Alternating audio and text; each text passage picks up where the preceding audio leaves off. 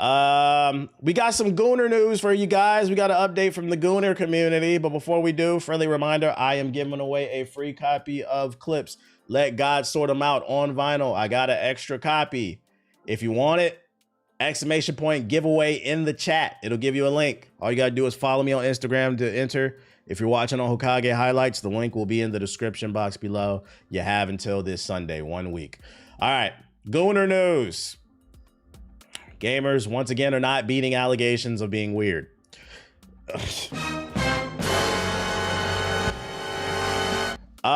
Visa and MasterCard are getting overwhelmed by gamer fury over censorship. In the wake of storefronts like Steam and itch.io curbing the sale of adult games, for those unaware, Steam and other platforms have been deleting porn games off their platforms for various reasons. Angry gamers have started an organized campaign against the payment processors that they believe are responsible for the crackdown. That's right. Instead of stop beating their meat, instead of touching grass, actually talking to women, getting a job, going to the gym, doing anything productive, just anything unproductive. Instead of doing that, they are now calling up Visa and MasterCard to let them know, you need to activate my card again. Stop canceling my payments for my Gooner games. I need these anime titties. While the movement is still in its early stages, people are mobilizing with an eye towards overwhelming communication lines at companies like Visa and MasterCard in a way that'll make the concern impossible to ignore. These niggas are gonna beat their meat, goddamn. On social media, which by the way, I guarantee you most of these people didn't vote. They're not registered to vote. They don't do nothing active in their community, not contributing anything important to society, not volunteering at an animal shelter, at a soup kitchen. Like I said, unemployed, but they got time to call the Visa. They got time to call MasterCard. Shit is crazy. On social media sites like Reddit and Blue Sky, of course, Blue Sky, people are urging one another to get in contact with Visa and MasterCard through emails and phone calls. Visa and MasterCard have become the targets of interest because the affected storefronts both say that their decisions around adult games were motivated by the danger of losing the ability to use major payment processors while selling games. These payments processors have their own rules regarding usage, but they are vaguely defined. By losing infrastructure like this could impact audiences well beyond those who care about sex games, spokespeople of Valve and itch.io said. So the argument they're trying to make is the reason that they need to reactivate our Visa and MasterCards so we can buy porn games is because this is how it starts. First, they're going to block the furry porn, and then they're going to start blocking Gosuyote. That's the argument. They're saying this is the fight of the century. This is censorship. And it'll be a doom and gloom, the end of gaming, guys. And a now deleted post on Steam, which by the way, this is very funny. This is very funny to me because I can't speak for the rest of the world, but here in the United States, we're actually dealing with a censorship issue, a real censorship issue that, you know, some people out here in California are actually protesting, but a lot of people in the United States aren't. Your government is definitely censoring us. And if you're able to go to World Talk, you'll see that things that should be reported on are not getting reported on, or they're getting misconstrued. Or matter of fact, Stephen Colbert just got fired, and the word on the street is that Trump got him fired because he didn't like he was making jokes on his show. Y'all care about that? Like real world shit? Y'all care about that? Nah. We care about the furry shit. Anyways, just some food for thought. Just some food for thought. Real censorship, you know. But anyways, in a now deleted post on Steam subreddit with over 17,000 upvotes, commenters say the customer service representatives for both payment processors seem to already be aware of the problem. Sometimes the representatives will say that they've gotten multiple calls on the subject of adult game censorship, but they can't really do anything about it. The folks applying pressure know that someone at the call center has limited power in a scenario like this one. Typically, agents are equipped to handle standard customer issues like payment fraud or credit card loss. But the point isn't exact change through a specific phone call. It's to cause enough disruption that the ruckus theoretically starts costing payment processors money. Emails can be ignored, but a very, very long queue, making it near impossible for clients to get in help with a lot as well, reached the top comment on the Reddit thread. In the same thread, people say that they're hanging on to the call even if the operator says they'll experience multi-hour wait times, presumably caused by similar calls gunking up the lines. Now, I'm not saying I'm in favor of censorship. I don't understand why y'all want to play these porn games. I'm not saying I'm in favor of this. I'm against all censorship. What I will say is what does disappoint me about this article is just like I said, this is like some lighthearted shit. Like y'all claim y'all care about some shit and then some real shit happens and nobody cares. I don't get it. I don't get how people pick and choose this shit. Niggas is calling the credit card company over this shit, but you're not calling your fucking local offices about shit that's actually going on in the country. I don't get it. I don't get it. Maybe I'm crazy. Censorship only making pirating stronger. There's got to be some grown niggas is freaked out, bro. I hope you guys win your case though. Like, I wish people would ride this hard for taking back our rights. That's what I'm saying, bro. That's what I'm saying. The list includes more porn games. It includes adult topics like, yeah, hey, yo. What else I got for you? Oh, more Gooner shit. That's not all I got. That's a Lost Soul Aside article. Just once. So, oh no, this. Claire Obscure Expedition 33 uses a plugin, a mod called Kawaii Physics. It's a free engine built to cutely animate things that uses in a ton of popular games from gachas to Soul-like. So if you want to take your Expedition 33 experience to the next level and goon it up, it's now here, ladies and gentlemen. Expedition 33 is many things. Heart-wrenching, impressive, a love letter to JRPGs, and checking my notes, kawaii, apparently. In case you aren't uncomfortable, familiar with the anime, or just don't know the Japanese, kawaii means cute. That's per the character creator Kawaii Physics, who noticed that during a Sandfall interactive lecture. Claire Obscure Expedition 33 uses his engine, primarily designed to make anime girls look cute while they do cute stuff. It's been weaponized by Sandfall to make a style's coattail look super neat. You can see the tech below. Oh, I read this wrong. My fault. I read this wrong. I read this wrong. He's just saying that the game was running on the similar. I thought, my dumbass, I read the headline thinking that, this is why we read the article. I read the headline thinking that modders took this engine and then souped up Expedition 33. But the developer of the engine is just saying that he notices running a. This is why we read the article. Even I make mistakes. This is why we read the article. I just read the headline. I just read the fucking headline, which is proof I don't be reading articles most of the time before stream unless I say so. I think it crosses over more with the porn industry than gaming. I really don't care, man. We're living in really weird times. Niggas making top five Gooner videos and shit like that. I don't get it, bro. Y'all gotta go outside. Did you hear about the Republican representative that was watching porn during work hours? Nah, I didn't hear that, but it wouldn't surprise me. It wouldn't surprise me. Mindset on the wrong shit. Yeah, I should just be stubborn and pretend I'm right about something. I think the older I get, the more I dislike anime culture. I will always like anime, but like certain aspects of the community it's sus to me. But to be fair, that's everything, right? I feel the same way about gaming. Like there's some stereotypes about gaming that are true. There's stereotypes about people who love sports. Like you can apply it to a lot of different things. So like I'm not gonna shun anime like as a whole, but what I will say is I do feel like those communities are a little bit more self-aware. Like I do think gamers are more aware there are weird gamers, but the anime community be trying to act like that shit is normal. Like, nah. In other news, Sony is suing the pants off of Tencent, the Chinese conglomerate, over a Horizon lookalike. Sony has filed a lawsuit against Tencent over its upcoming, what up, Ethos? Upcoming game, Light of Motrium, with Sony saying it is is that Slavish clone? Slavish? Am I saying that? Is that Slavish? Hold on, let me make sure. What the fuck? Slavish. Slavish? Why you use that word? Relating to the characteristic of a slave. So I'm not reading that wrong. Why do you use that word? A slavish clone of Horizon. What? That's interesting verbiage. The suit, which filed on July 25th in California, was seen by GameSpot. See Sony going after Tencent for copyright and trademark infringement, with Sony demanding a trial by jury. Sony said it's trying to prevent the release of Light of Motrium. Tencent's copy in Horizon is so blatant that the public has described it as crazy, insane, shameless. Let's see. Let's check out this game.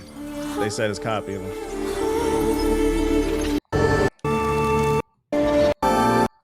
It's against time. Oh yeah, this looks like Horizon. Oh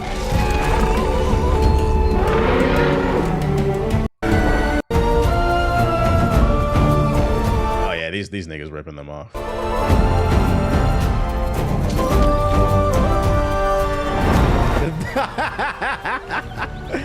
And they got Breath of the Wild in this bitch too. That's fucking funny.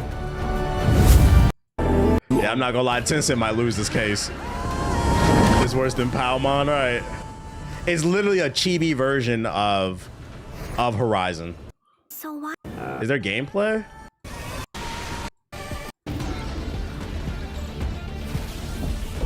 Oh yeah, Tencent, be ready to lose this case. Be ready to lose the case. You guys are cooked. Matter of fact, if they call me up to the jury, I'm gonna be like, yeah, that shit look like Horizon. I think the funny thing about this story is, why out of all these games in the world did Tencent rip off Horizon? Horizon is a painfully mid game. Like, it's like, don't get me wrong, I don't want to use mid. It's a painfully above average safe game.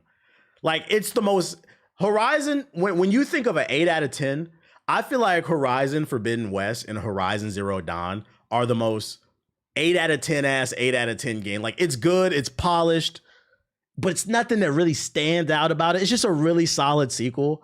Like, why did you, there's nothing innovative about this series, so why did you copy this one? That's the part that confuses me. The crazy thing is that Tencent asked Sony to license the IP. Sony said no. Oh yeah, if that's true, what up, Tempest? If that's true, Sony asked for the license of Horizon and then they didn't give it to them, so then they turn around and still made it. Oh yeah, they're about to lose this case. Boy, I don't feel bad for them because Tencent got money, so go ahead and cough it up. I'm about 80% sure they're gonna lose this case. That's fucking funny. See you in court, bitches. IGN just dropped a hands-on preview with the new horror game Kronos: The New Dawn. Let's check it out. I'm gonna put it on 1.2. What is this shoe like? Due to decades of popularity, there's always going to be new challengers stepping up to try and take that survival horror crown. Most fail, but when Bloober Team, fresh off the overwhelming success of their Silent Hill 2 remake, steps up with an original effort, you take notice. And that's why I was so eager to try out Kronos: The New Dawn. But does this rusty sci-fi, set in a futuristic Eastern European dystopia, have what it takes to make its own mark, or does it just merge into the pack? After playing the first 2 hours, the signs are there that Bloober Team could have a new survival horror hit on its hands, even if I do have some slight reservations. Commencing search. Kronos sees Bloober Team briefly stepping away from the established lore of Silent Hill to tell an original story, one set in a harsh, futuristic hellhole that was once called Poland. Taking inspiration from real locations, it tells a story of a character known as Traveler, who explores this 8 out of 10 is a great game. Horizon's not that great in my opinion. I think an 8 out of 10 for Horizon is fair. I like the game. I don't love it, but I like it. I think the most interesting thing Horizon has going for it is the plot. Aloy as a protagonist is not interesting to me, but the surrounding the supporting cast and the general plot, but if you played the second game with the future stuff that's going on, as well as Silas and he's got his own agenda. So I think the supporting cast is very strong. I think the plot is very strong. Where I will say is like the gameplay is just above average. Like it doesn't innovate. Yeah, RIP Lance Reddick. But I think it's a good series for the most part. It's just, it doesn't blow me away. fallen world, and time travels into different eras on a mission to extract human souls from long-lost important people. I can turn my brain off and play Horizon because it's like I played it so many times in terms of the gameplay loop. Time oddities that defy the laws of nature. Basically, it's a horrible place to be, but despite its nightmarish visuals, it's still built on the foundation of a once Appreciate it, Russ. with European architecture. So, much like Silent Hill 2, despite the horrors that lurk in the fog, significant sections like housing blocks and flower shops still feel strangely familiar to explore. Unlike, say, the phallic-obsessed hallways of something like Scorn.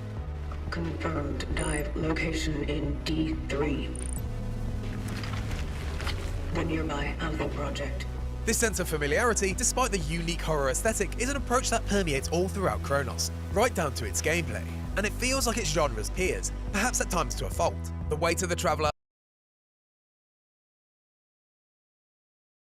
the mantling animation squeezing through gaps,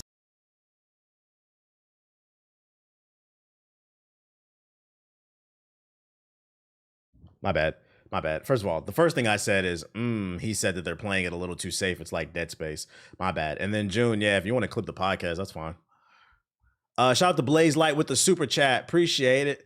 Advocates using protecting children as a cover to control the populace. Policies like that have already passed in the UK. We need a group conscious to protect our personal liberties.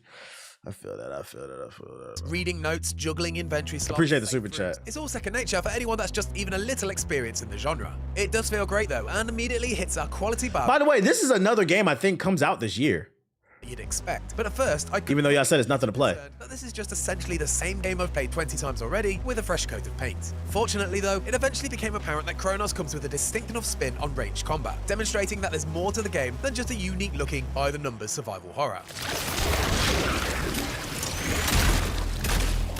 Yeah, it is. The bulk of the enemies in Kronos are organic, slimy, tendril monstrosities called orphans. They're not exactly unique in terms of visual design, but Kronos does offer a fresh take on how you manage these foes. Like Resident Evil's Crimson Heads, orphan corpses need to be dealt with. Unlike Crimson Heads, orphans don't reanimate, but rather become available biomass for other orphans to merge with, turning a regular foe into a souped-up beast. And you only need to witness this process once to quickly learn how valuable it is to destroy their remains. So they got super forms you gotta stop.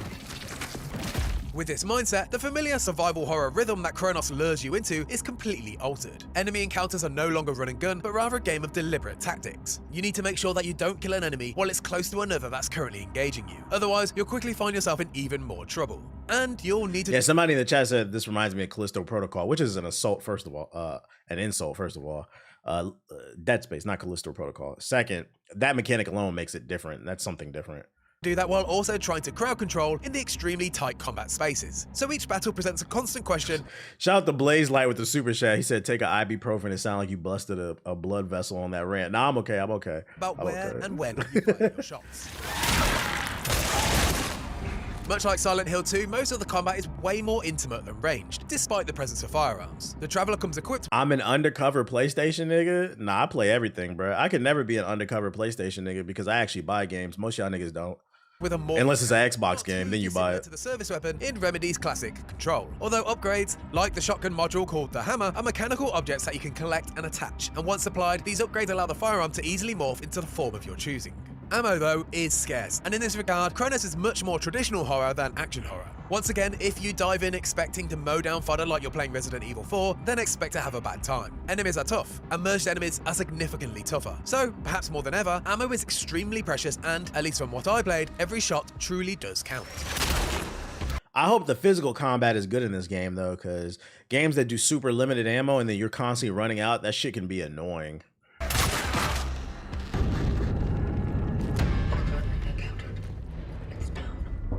Like Dead Space's Isaac Clarke, the Traveler can also stomp and swing a punch, but across my 2-hour session, these moves felt largely like flourishes rather than useful combat techniques. So, with a scarce amount of ammo and the possibility that even early enemies can quickly evolve into unstoppable beasts, you need to quickly learn a new playstyle that's distinct from other survival horror games. From what I saw, the key to combat success in Kronos is a systematic approach utilizing two extremely valuable abilities: charge. In your opinion, what was your biggest gripe with Callisto Protocol?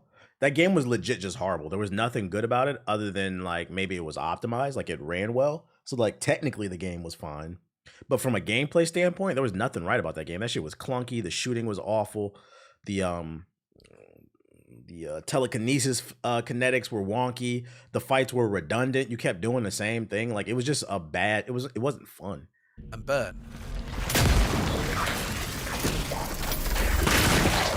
With both the handgun, which is— This looks like maybe what Callisto Protocol wanted to be, though. Charge your shot, and I can imagine this being the case for the entire arsenal. Once I began experimenting with the power of a charged shot to the head, and yes, this is a headshot game, there's no great emphasis on dismemberment, despite feeling like you're playing Dead Space at times, I quickly realized firing off a weak normal round was ultimately as good as discarding it. From then on, every one of my shots was charged. This, coupled with strategically taking down enemies to prevent merging, evolved my playstyle Shout out to Dre Day with the sub. of run and gun to the overwhelming success of tactical consideration. And finally, burning fallen enemies became the third vital tool in that gameplay loop. Whether that be during— I went over to YouTube, the YouTube channel, and I said I had to watch 20 minutes before I can hit the like button. That just says you wasn't following me on YouTube. That's all that is.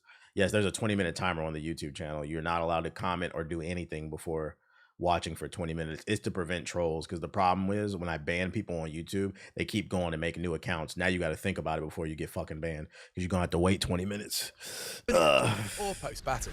You'll be all right. See you tomorrow. Yeah, this is Kronos gameplay. And I'm not taking it off because they don't know how to act. Not them in the chat right now, but the new people. You can only carry one container of fuel at a time, but I did manage to upgrade and add an additional slot during my short playthrough. Torch fuel is vital for not only destroying enemies' corpses for good, but it also works as an emergency defense, igniting a ring of fire at your feet that not only wards off attacking orphans, but will burn any corpse that may still be in your vicinity. Burn 'em. Again, this emphasizes the importance of tactical positioning. Why waste a unit of torch fuel just burning a single body when you can damage an active foe at the same time? Having all of this in play, Say increase the timer. I would have, but 20 is the longest you can go. When I put all the individual mechanics together, it felt clear that this was always blue. You have to set that, or does the YouTube do it automatically? I spaced out for a second. Now you have to go in your settings if you want to stream on YouTube. You have to go in your settings and change that. Tension, especially as, unlike its peers, Kronos lacked any kind of dodge mechanic. And after spending a lot of time with both Resident Evil 3 and Silent Hill 2 in recent years, A smart way to get genuine engagement. And led to some Also, it stops like people from making themselves look stupid, because like I say, the problem with YouTube is YouTube doesn't have the same streaming culture as like Twitch, so the etiquette is not there for everybody. So like what happens is on YouTube, it's more likely to happen. You could be streaming and somebody comes in and they'll just say something out of pocket or something stupid because they don't know stream culture. But when you put that timer on it, they could be sitting there for like 10 minutes and they could decide, oh, they don't like the stream. Now they don't even get a chance to say anything. So it's good for people who genuinely want to be here. And not so close calls in combat encounters. But after getting, You could do it on Twitch. I just don't need to do I it. realized that I could live without it, and the game was never designed with this in mind. I feel like the tight corridors are gonna make this game a headache and a half. I would like to see more physical combat. I've just only like seen like the shooting. I feel like it could get a little redundant if it's just slow walking and headshots. Or are there puzzles or something Side note, else? though, I would really still like a dodge, particularly for the tricky No puzzles dodge at button. the end of my play session, which trapped me inside very tight apartment rooms, desperately trying to make space between myself and an anthropomorphic black goo monster. I understand the thought process, but sorry, I'm still on team dodge. Outside of combat, Kronos settles into something that feels distinctly more traditional for the genre, ticking every box that you'd expect for a modern survival horror game. The section that I played was made up of mostly So there are that puzzles. pushes you through pockets of enemies and light puzzles. With freaking Yeah, I feel like I gotta wait for a review after that no dodge stuff. inventory. There are even It looks like it's almost too stiff. upgrade stations, storage boxes, and save points. It all immediately felt second nature. And while that's potentially a bit unexciting and safe, it's clear that Bloober has a firm grasp on the fundamentals of the genre. What's tougher to get a read on, however, is the quality of the original storytelling, something that even Bloober might admit that it has a mixed record with. My 2-hour session began with a psychological test and a brief introduction to my mission, but from then on, I learned very little about the story that you can't already glean from trailers and the game's Steam page. The predecessor, ND3500, reached. Environmental To storytelling. harvest souls from the past before a cataclysmic event took place, taking orders from some no doubt shady organization. There's also another traveler who failed a mission, and you're sent in to learn To more be about fair, it. Dead Space never had a dodge button. That's true. Dead Space also had telekinesis though. Like I'm only seeing shooting in it. That's my concern, is just gonna be slow running and shooting. So, although Kronos appears interesting, What other tools we and I'm got? certainly itching to find out more, it's hard to say right now if this tale will meet the standards of Silent Hill 2, a story that Bloober can't actually claim for itself, despite the good work it did with the remake. I will carry on where you left off. With Kronos, it feels like Bloober Team has cherry-picked from the best of the genre and fashioned a survival horror beast of its own. From what I've played so far, the team has created something that's incredibly faithful to the formula, which isn't a complaint because I love the genre, but I'm just hopeful that the game spends more time celebrating the unique combat loop and original storytelling so that Kronos can form its own identity, rather than just merging into the pack. You must find her. Based off this preview, it sounds like to me what he's telling us without telling us, because he can't yet. It sounds like a 7.5. That's what it sounds like. It's good, but it could be more innovative. Think I was around. Like a Steam sale If you like that game. video and want to find out more about Kronos, be sure to stick with IGN. Yeah, we gotta wait for a full review. All right, so that's Kronos. That's Kronos. It looked alright. We got an update on what's going on Twitch. I thought this was interesting. Quick update on view counts. We have teams in tech dedicated to ensuring that the views that show up on channels reflect actual viewership and aren't artificially inflated in any way. Ultimately, metrics on Twitch should represent the real and growing communities that show up and participate on channels, so we regularly update detection tools and methods. We recently made changes that meaningfully improve our ability to identify view bots, inauthentic viewers, and other potentially fake engagement. These changes will roll out over the next few weeks. So if your channel was view botted, or if some of your viewers are artificial or inflated, you will see an impact in your channel's view count. Translation: in the next couple weeks, some of your favorite streamers are gonna get exposed. Because for those unaware, some of your favorite streamers buy view bots, so they end up at the top of the category. Because the unfortunate thing about streaming is it's a snowball effect, right? You have to be popular to become more popular. So that's why most people end up not getting any views. It's not like YouTube where there's an algorithm that recommends content to people based off your viewing preferences. The way Twitch works is if you have viewers, you end up at the top of a category. Let's say you're playing Warzone, you'll end at the top of the category of Warzone. And if you're the top 5 slots are the most important. So if you're one of the top 5 streamers in the Warzone category, you're going to get most of the views. Everybody else is fighting for scraps. So what people do is they buy viewers, so they end up at the top of the category, and then they can bring in, they fake it till they make it, so then they can bring in real people, basically. So all I'm saying is don't be surprised if some of your favorite streamers start to disappear because they views with them. Oh shit, that's fucking funny. Which streamers you think gonna get hit hard the hardest? I don't know. I don't think about that. But I'm just saying it could happen. I don't know.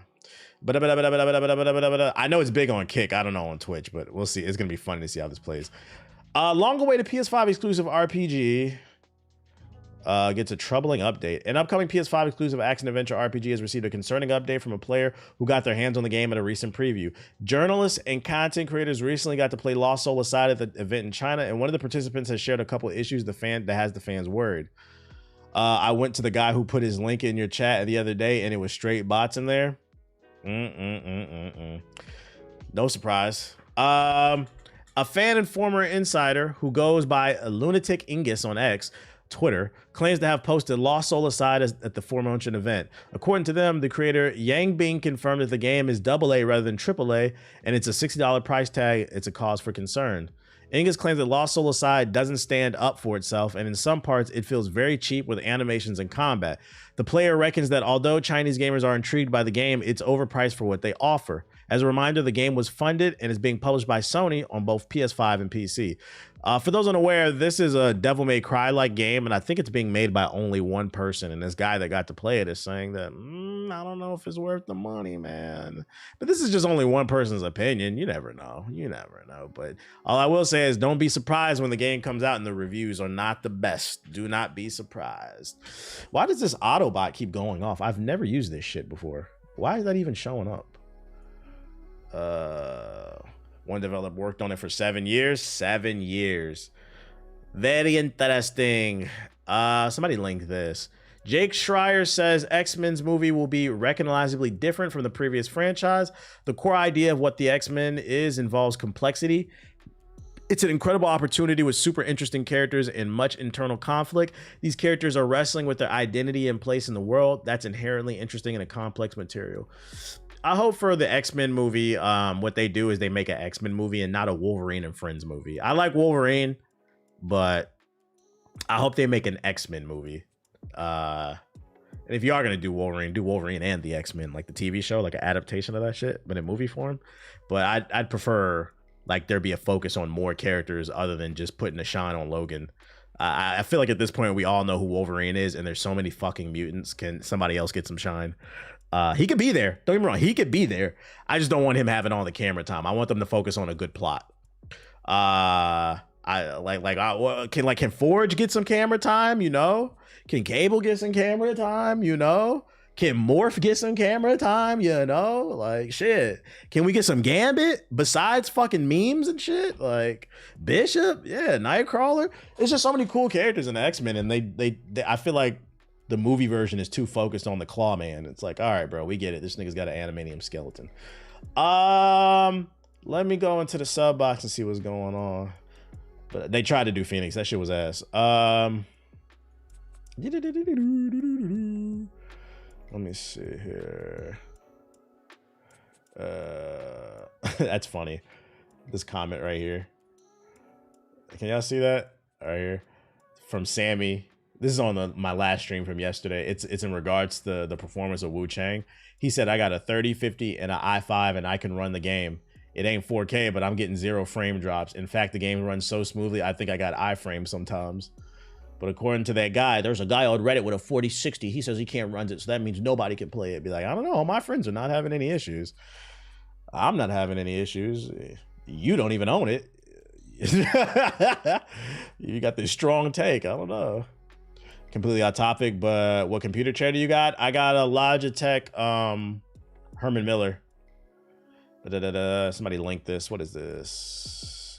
PlayStation fans are crying on social media over Sony's new multi-platform. Aww. Say it ain't so. Say it ain't so. I thought the console war. Hey, listen. Now, if you wonder why I clown PlayStation niggas, this is why. This is fucking why. I said the main people who participate in the console war is the Sony ponies. These niggas sit in Twitter space and people think I make this shit up. They attack people on social media. For those unaware, the news broke yesterday that more PlayStation games will be coming to Xbox, fucking Nintendo, and PC. And niggas is upset. I thought we want everybody to play games. Listen, how you claim you love Sony, but then you upset Sony trying to make more money? Y'all didn't buy Final Fantasy VII Rebirth. Y'all didn't buy it. You didn't buy Rise of Ronin. You barely bought Astrobot in one game of the year. They gotta put it on the Xbox. You niggas won't buy the shit. Oh shit. Let's look at these tweets. If this is true, I'll never. Shit. Hold on. Let me get some fucking sad music for this shit, bro. Hold on. What sad music I use? Royalty free sad music. That's fucking funny, dude.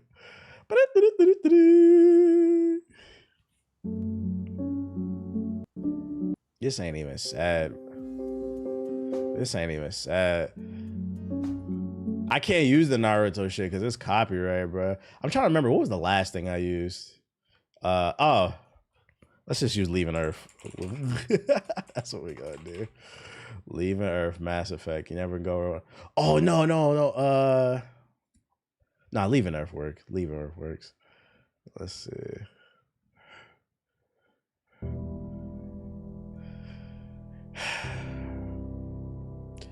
Guys.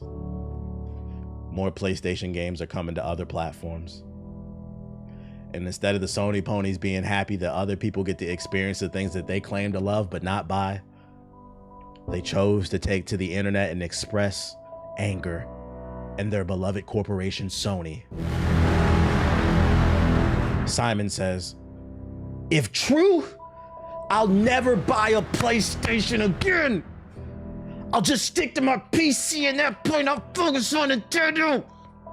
I still can't believe that they don't understand something as basic as exclusives are what's on the system and not the specs. Yeah, man. Amir says, seeing them throw everything away for a quick buck is a shame. Zubitech says, call me a fanboy or whatever, but no PlayStation IP should ever grace an Xbox CPU or hard drive. If they want to erode the loyal Sony pony fan base that rolls out at dawn, then let them. I can't accept that, I'm sorry. Keep up the good work, I guess. And Yemis says, looks at my only PlayStation exclusive. Then I look at my Xbox, Nintendo, Steam, Epic Games Store, and mobile. No! How dare other people have fun besides me? Oh, you fucking losers. And this goes back to what I said earlier when I said I don't want true competition to end. That's my main concern with every game being available on every platform. It's great because everybody gets to play everything, whether you're on Xbox or PlayStation. But what's bad is there needs to be more emphasis on the innovative features that are coming to the hardware. If they don't focus on that, what's going to happen is I feel like the sheep are going to default to the PlayStation 6, 7, 8, and whatever. Xbox will fade away. Then we don't have any competition. Sony gets a monopoly. And we know what? Sony is an evil corporation. They will take advantage of that.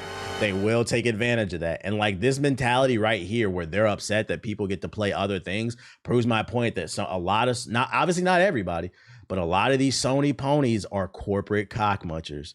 They wake up and beg for Yoshida's balls to drop in their mouth, bro. And it's a shame because they don't make any money off of this shit. Fucking losers, man. fucking losers. Subbox. Thank you for that article. That's fucking funny. Weird question, but which would you say is a better game to start with for someone that doesn't play turn-based games? Baldur's Gate 3 or Expedition 33?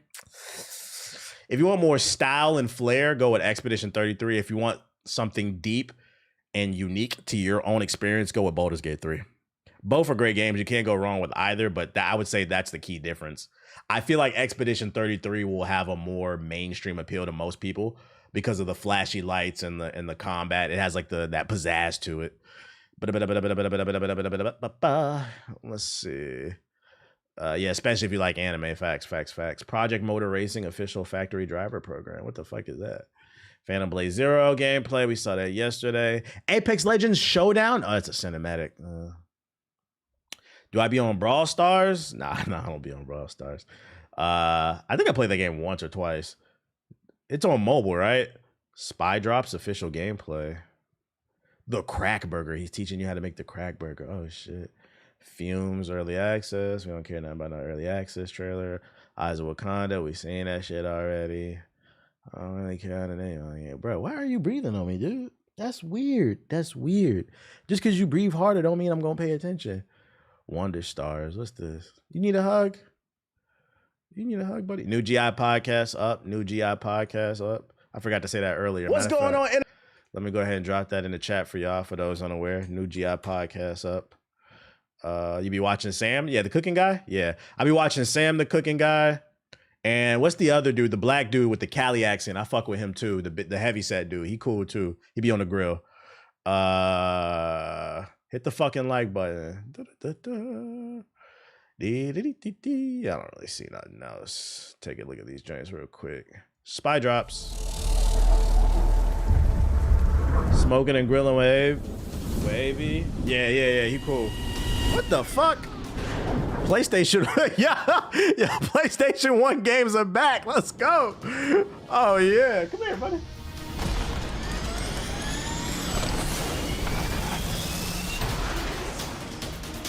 Hell yeah. This not Metal Gear Solid. This Metal Gear Liquid. Where are you going? I'm giving you a hug. You bothering me. You breathing on me. And you get a kiss. Neutralize the global threat.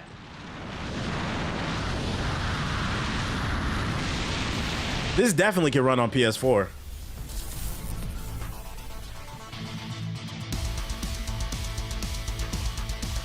Yeah, this is definitely inspired by old school Metal Gear.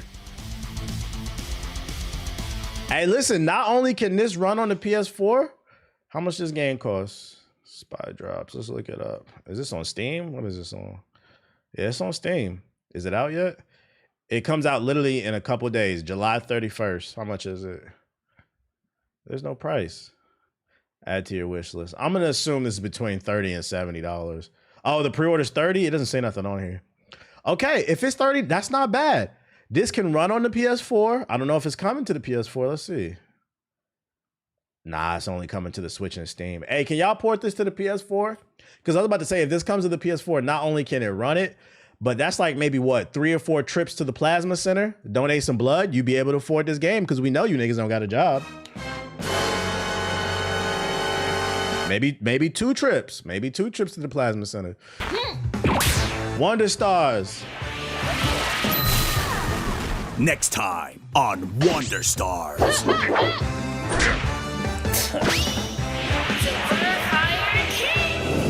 Join Ringo and Wolf, unlikely partners in a race to find the Is this a game? Befriend your rivals to earn pep-ups and get special abilities.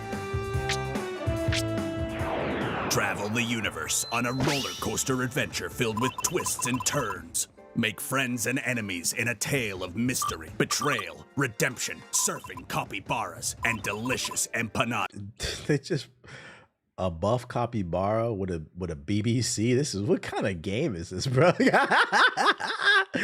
the fuck? BBC capybara. Let's go. This shit is fucking crazy. If that shit comes, not my cup of tea, but I know somebody.